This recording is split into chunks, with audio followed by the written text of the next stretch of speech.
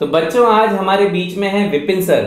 और विपिन सर के बारे में मैं आपको बता दूं कि विपिन सर सन 1990 से नीट के लिए पढ़ा रहे हैं केमिस्ट्री, और अब तक हजारों बच्चों को पढ़ा चुके हैं और हजारों बच्चों को नीट के थ्रू डॉक्टर बना चुके हैं।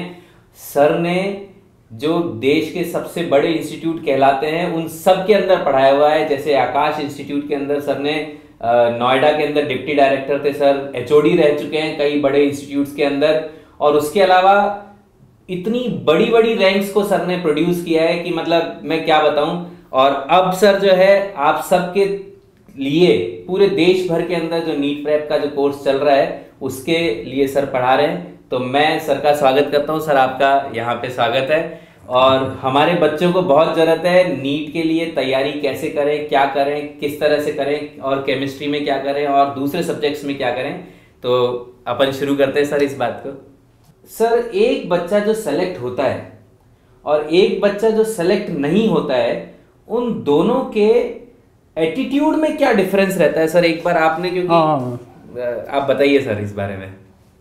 एक्चुअल में बेसिकली होता क्या है कि जो सेलेक्ट हो रहा है और जो नहीं हो रहा है सेलेक्ट, उसमें बहुत ज़्यादा अंतर नहीं, कंसिस्टेंसी का बड़ा फ़र्क आता है।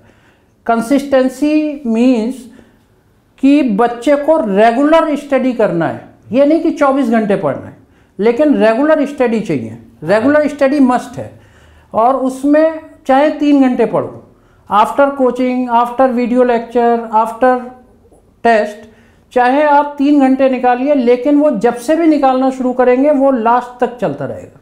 मतलब एक भी दिन का गैप नहीं होना चाहिए, और कंसंट्रेशन के बारे में, मतलब कंसंट्रेशन के साथ होना चाहिए, इधर उधर कंसंट्रेशन के साथ। हाँ। और इसमें एक बड़ी इंपॉर्टेंट चीज है कि जब भी आप पढ़ रहे हो मोबाइल आपके पास नहीं होना चाहिए।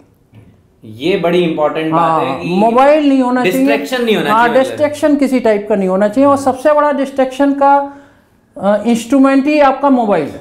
Right sir. तो मोबाइल आप हटा दीजिए अपने पास से जब भी पढ़ रहे हो, अदरवाइज मोबाइल के साथ कुछ भी करिए, लेकिन जब भी आप कंसंट्रेशन बना रहे हैं तो अपना वो हटाइए। सर, मेरी तो खुशकिस्मती थी कि मैंने जब तैयारी करी थी तब मोबाइल नाम का चीज ही नहीं होती थी। हाँ, हमारे टाइम में भी यही था, हमारे टाइम में कोई मोबाइल था ही नहीं। हाँ, तो डिस्ट्रैक्शन, चाहे हम खूब खेल रहे हैं, खूब वो कर रहे हैं, लेकिन तब भी हम पढ़ाई का टाइम निकाल लेते। राइट। और खूब टाइम होता था। सर, मेरे को एक क्वेश्चन और है।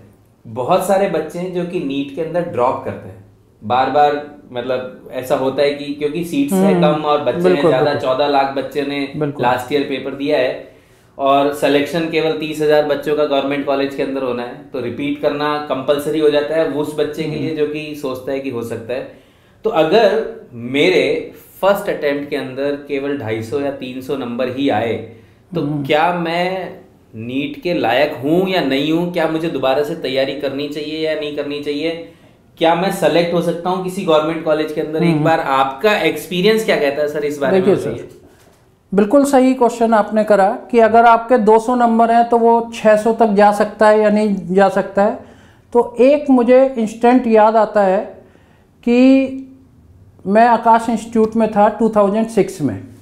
एक बच्चा बहुत, मतलब उसके सीबीएसई में थे 67%। अच्छा, केवल 67, और काफ़ी कम होते हैं उस टाइम। 67% 12th में थे, ड्रॉपर के बैच में था हमारे, नितिन बंसल उसका नाम था। तो उसके साथ क्या था कि आग लगी हुई थी, आग जलनी चाहिए। हाँ। और वो डेली आके, मतलब 4 दिन क्लासेज होती थी, डेली आके उसे 15 मिनट मुझसे पूछना ही पूछना है। अच्छा, जो भी अपना उसने पढ़ा, और उसे डाउट क्लियर होना ही चाहिए, डाउट क्लियर होना ही चाहिए, बस मुझे करना है। और लास्ट में जाकर उसकी रैंक 1 आई AIPMT में। क्या बात कर रहे हैं? हाँ, रैंक 1 को भी पढ़ाया हुआ है। रैंक 1 आई। तो बच्चों, ये तो बड़ा जबरदस्त मतलब बात है। कोई उससे कोई फर्क नहीं पड़ता कि आपके क्या नंबर है।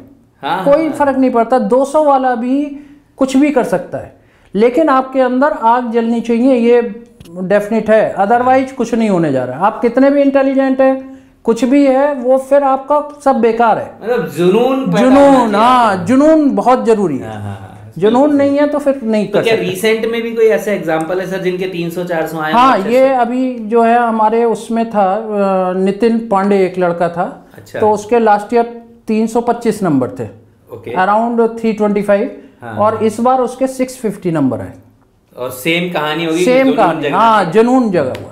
और दूसरी एक और इम्पोर्टेंट चीज है कि जैसे बच्चा दोबारा तैयारी कर रहा है, राइट, दोबारा तैयारी करने में बच्चे का ये लगता है कि मैंने तो पढ़ा हुआ है, सब कुछ करा हुआ है, वही चीज आपको मेंटेन करनी है अगले साल। मतलब वो चीज अपने दिमाग से निकालनी है, आपको ये समझना है कि आपको कुछ नहीं आता।